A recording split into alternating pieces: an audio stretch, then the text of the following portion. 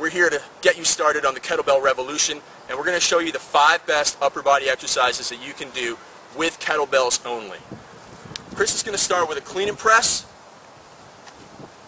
Obviously, you're going to work a lot of your shoulder here, also your chest when you press overhead, and your triceps. So, you know what, you can do bench press, that's fine, but what we got going on here is a single arm exercise. It's going to probably have less of a risk of you developing imbalances when you train. I mean, I've benched for years, and I know I have to be very careful when I bench because of my shoulder, but I can do single arm exercises a lot better without any problems. And you can build lots of muscle and strength, and look how much space we're using, a very small amount of space, and you don't need a bench press. Alright, second exercise we're going to do is a rowing exercise because we want to pair the presses with the rows. So again, like Craig was saying, this is a single arm exercise, and what that does is that puts a lot of emphasis on minimizing rotation, so using your abs a little bit more.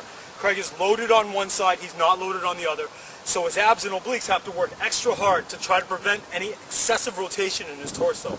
So that's a great exercise not only for your abs, but for your upper back and your shoulders. Alright, another exercise that really works the upper back and the shoulders are the kettlebell snatches that Chris is going to do next. This is an explosive total body exercise, and in fact that's what you'll find about almost all the kettlebell stuff that we do, is that it's total body. I mean, you're not really just doing a bicep curl with, 1, 2, 3, 4 muscles. You're not just doing tricep extensions. I mean, everything is moving here. So not only are you going to be building muscle, but also burning a lot of calories, burning fat at the same time. And that's why these kettlebell guys, they really have extreme warrior type physiques. So our next exercise is going to be an overhead press.